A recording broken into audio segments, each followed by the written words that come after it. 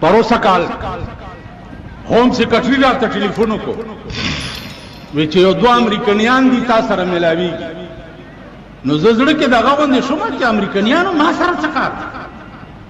ما سره څه کار ویل پر رحمان بابا باندې ریسرچ کوي او امریکن انټيليجنس ډایرکټران دي ما راویلګه چې رحمان بابا نوم مې واورېدو بیا ما راویلګه او ترجمان ور سره راولېګه ځا انګریزي نه پوهېږم نو ما ته وی چې پښتو ورزي خصفا پښتو وي ما البته راویلګه 10 بجې د ورځې راولېګه دا زما عمر ګيري سپینه ټوپه په سر وي دا زما غوندې جامې اغوستې وي کېناست مالدا ولې تاسو امریکن یې ویلاوجي مالدا ګيري دا ټوپه دا سپینه جامې د طالبانو غوندې ما ته وی چې دی رحمان بابا باندې ریسرچ د پاره مونږ 3 کاله په کابل کې تیر کړی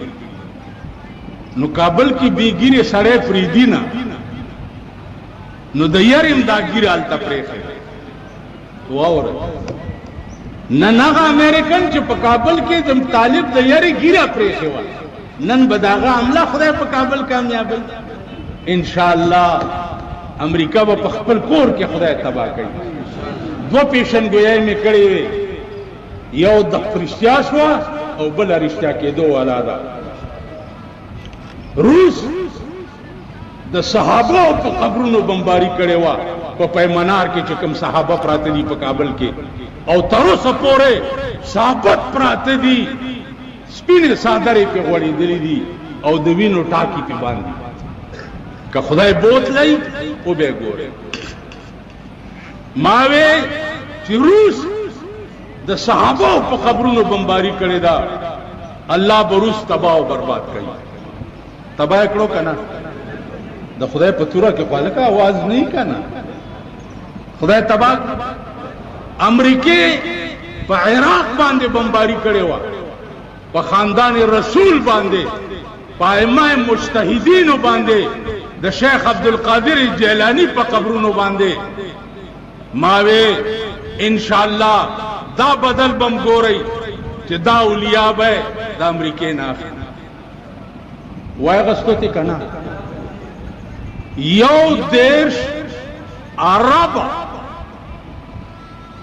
یو دیش عرب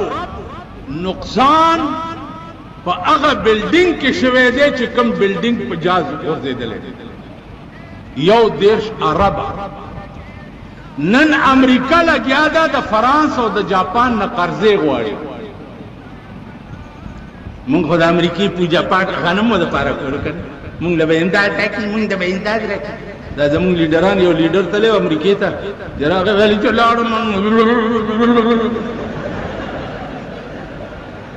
مال پاران کې نه ټوپی ټخ سے لا کر کولی پدې دی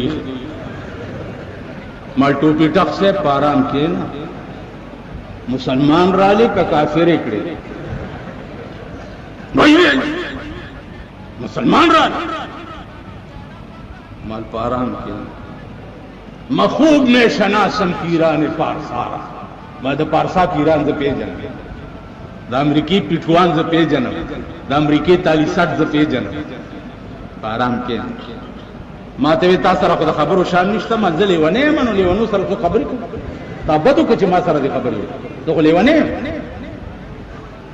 امریکایان ما سره شروع شو چې 3 کاله مون په کابل کې تیر کړی دی او دا ګیریم ځکه پرې سری سرچ کوي ول دا ګورو چې دا سړی په دې دنیا کې دومره پاپولر ولې او مونږ په امریکا کې اورېدلیو چې دا بجلیګر مولانا چې دی دا پر رحمان بابا باندې ډېر لوی عبور لري نو د دې وجنا مونږ هم سیکټری پترو تا ترالو چې مونږ ته داغه حالات لګوای او ستاسو ته وې مال سم اورېدلی وې مونږ دا اورېدلی دي چې دلی نو دې تصدیق لراغلی نو ما ور سره په خندا کې وی چې کدا تصدیق مو شو چې مالی دلې دي بیا به مسلمانان شي کنه ویل شکل هم د مسلمان نه دی جوړ کړی مولانا صاحب وګوره ملکه کلمه مو ویل ویل والله چې وی وایو خو ته لږ مونږه پوه نو بیا مې ورته قصه وکړه چې د کابل بادشاه ظاهر شاه دوه سیټه رالیږلي د سنگ مرمرو یو رحمان بابا د پاره او یو خوشحال خان خټک د پاره پر رحمان بابا چې په کوم ورځ فټ کولو نو زه دارالعلوم سرحد کې مدرس وم 11 بجې په سایکل زوم یو طالب سوار شو او رحمان بابا ته بتلو عادت اختر ورځ به مونږ رحمان بابا کې تیرول یو سړی راته وی چې مولانا صاحب رحمان بابا کې د ورځ به چې تیرول ته خو چرسیانو ټول ما یاره دا چل چې شرابیانو نه مې چرسیان خوښ یو دوغه چور لګی مازمه کې اسمان نه خبر نه او ته چې یو پیکینګ وې سال دی جوړ شي یعنی بس معافي غواړم غلطی مې وکړه آرام کینې به هر چا سره ما چرسیانو سره چې کومې ګوتې کړي دي نن ورشي وی ګوري دومره ګيري پریخي دي او په تبلیغي جماعت کې سلور میاشتې یو یو کال لګولې خیال امراغي ما چې چرسیانو سره کوم عمل کړی دې سره مې چې خبر وکړو ما ته وایي چې بیا څه چلو شو ما کنده کنستی وا د رحمان بابا قبر سره هغه تور کانی فټ کولو د پاره نو ځا کندې ته کوشم او دا د لحد سایډ می په جبل وانه چې اونې والو نو په دې مخ باندې دا قبر ورسوره چې ګورم اوس دنه نه مړې پروت نو ما ته هغه مستری आवाज وکړ چې اوته بیره تباو یې کې کیته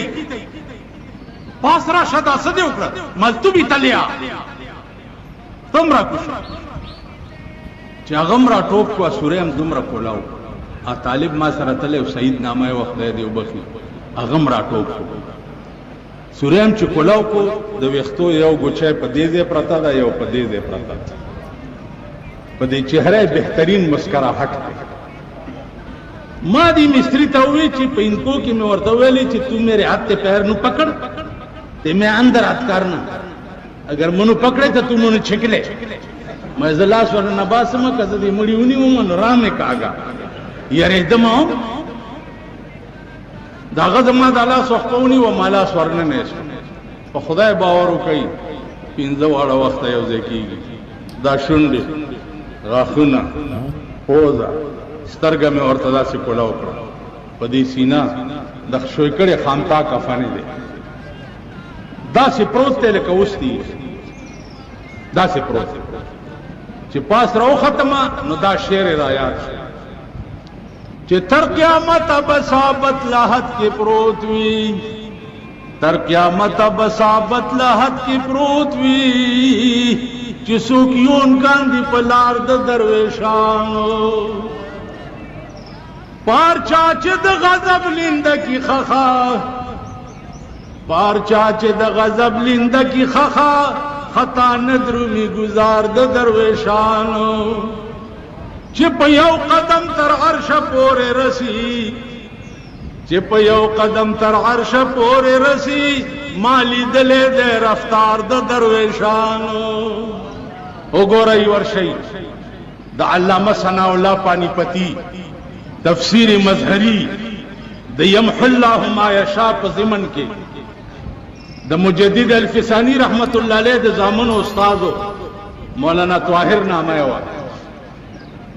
د یو ورځ ناس ته چې په مراقبه کې په لوح محفوظ نظر پرې وته د زمکه نه لوح محفوظ ګوري دا مو وایي چې دا لاندې خاور لاندې پراته دي دا جوړ خاوري شي په خدای قسم دا اوسم ثابت پراته دي چې لوح محفوظ ولیدو نو مولانا طاهر ولیدو چې هغه په لوح محفوظ باندې شقی لیکل شوی شقی معنا بدبخت نو ډېر خپه شو چې دا زما د زمانو استاد دی او دا په شقی لیکل شوی دی نو دا ور یاد شي چې په دعاګانو باندې الله تقدیرم رد کړي نو دعاګانې شروع مجدد الفسانی رحمت الله علیه وایي چې یو میاش می دعاګانې وکړې میاش پس می چې بیا په لوح محفوظ نظر پرې وته نو مولانا طاهر د شقی په ځای سعید لیکل شوی ځاني طور خډیر پریشان او زه تاسو ته په ایمان وایم چې د افغانستان علما او طالبان دومره مطمئن دي چې زه درته څه ویلی نشم.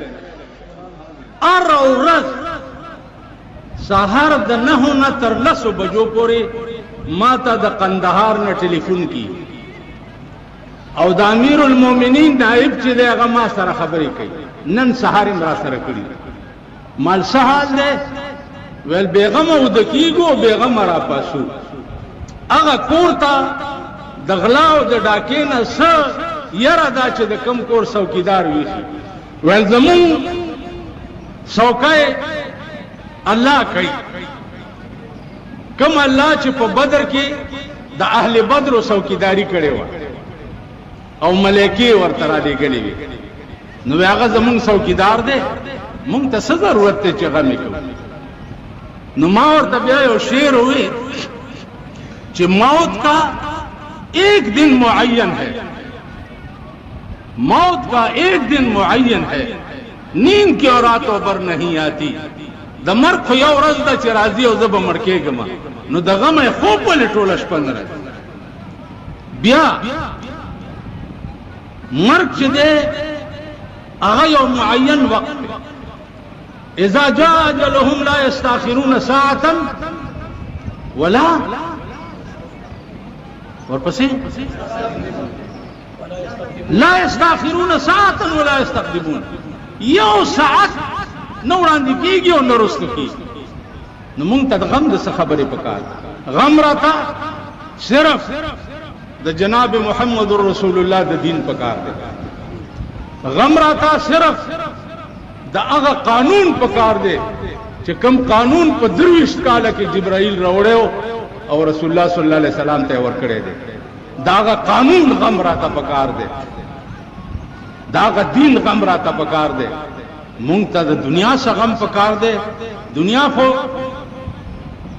داسې شی دی چې هر څه بدل ته پرېږدي او ته پکې یوازې ځې. هر څه به پرېږدي، ښځه به پرېږدي، لور به پرېږدي، زوی به پرېږدي، کور به پرېږدي، مال به پرېږدي، دولت به پرېږدي، یوازې به کې ځې. هغه ورځ د دغه یو مولا راغلی و د کرک، ډېر ښه عالم دی او شاعرم دی. نو ما ته وی چې مولانا صاحب یو 2 شعرونه مې درته راوړي. ما له وایه مهرباني ده. ویل زمکې کلنګ دی زورور دی، زمکې کلنګ دی زورور دی، ځوانان خوندي کړې رالیږي تش پالنګونه.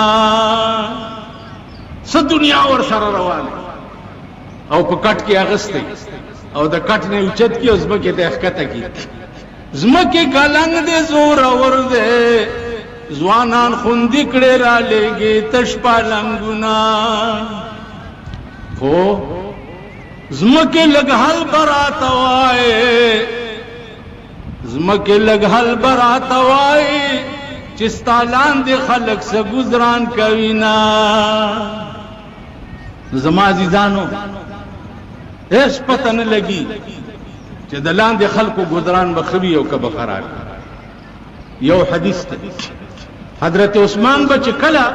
ادیرې ته راغی نو جړل. صحابه ورته وویل چې ته د جهنم خبرې کېږي نه جاړې، او چې قبر وګورې نو ته ورته جاړې. حضرت عثمان ورته وایي چې سمعت رسول الله صلی الله علیه وسلم ان القبر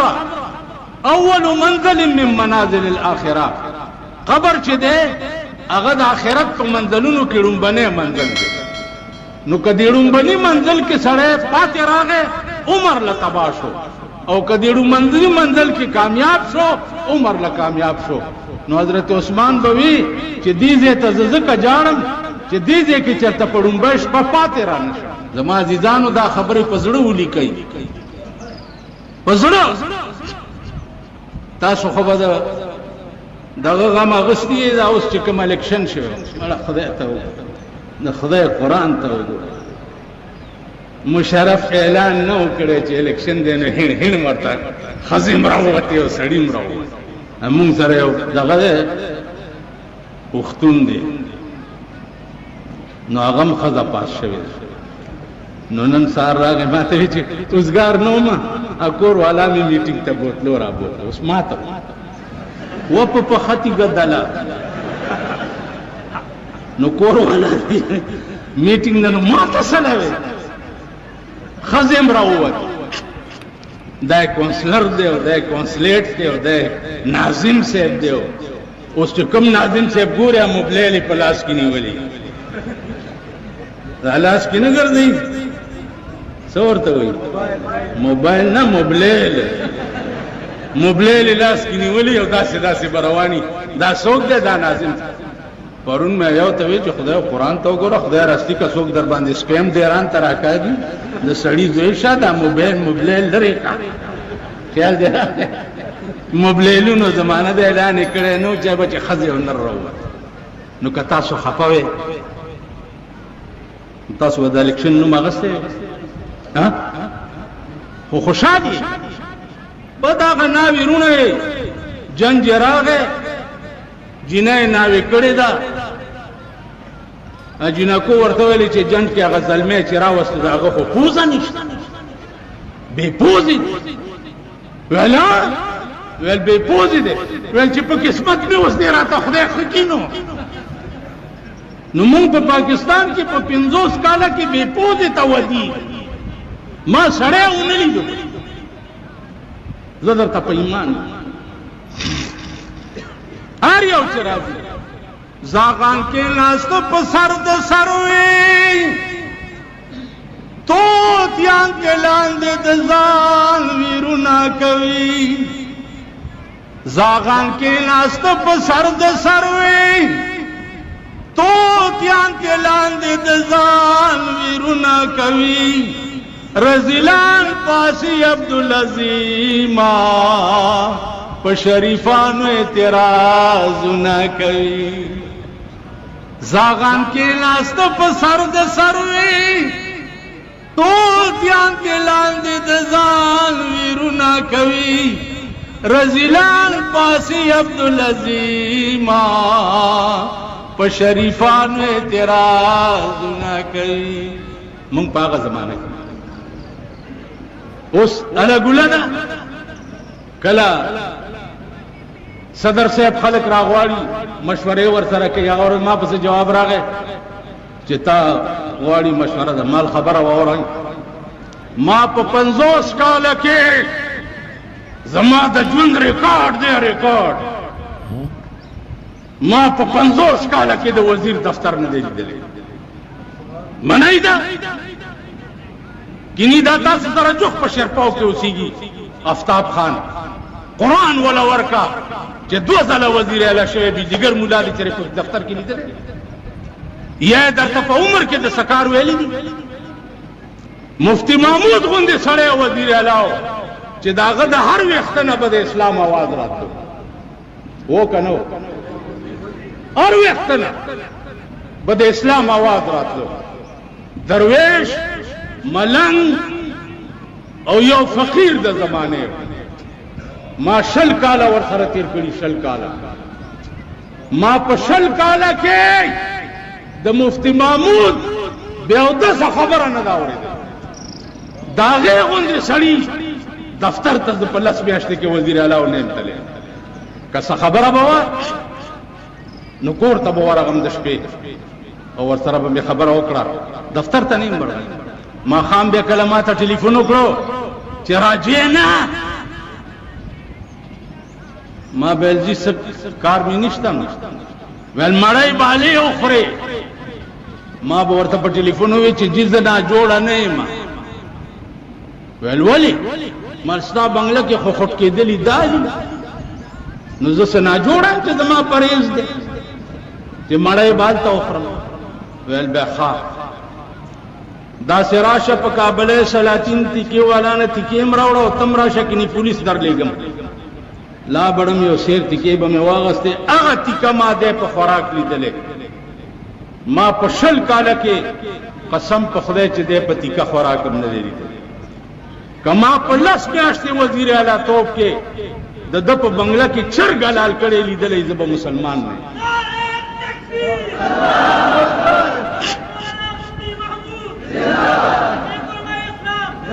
اوس دی خوا وګورئ، ما دیوبند کانفرنس کې یو خبره کړې وه چې مفتی محمود صاحب د مرګ نه وروسته مې سیاست هغه سره په قبر کې دفن. اوس نور ماله په دې ملک کې سیاست خوند نه راکوي. هغه خلکو سره به زه ملاوېږم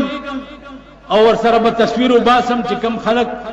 زه مسلمان هم نه ګڼم، مسلمانان یې نه ګڼم. زه به د پاکستان وزیر اعظم، صدر، وزیر اعلی په هغه ورځ منم چې په کومه ورځ د پاکستان نه د لارډ میکالې قانون جوړ کړی لندن ته ورک شي او د پاکستان فیصلې په قرآن شروع شي. په هغه ورځ به حکومت منم. که نه د بدې ورځې سړی خرتم بابا وایي بس بده ورځ ده اوسېږو دې ملک کې، منم نه.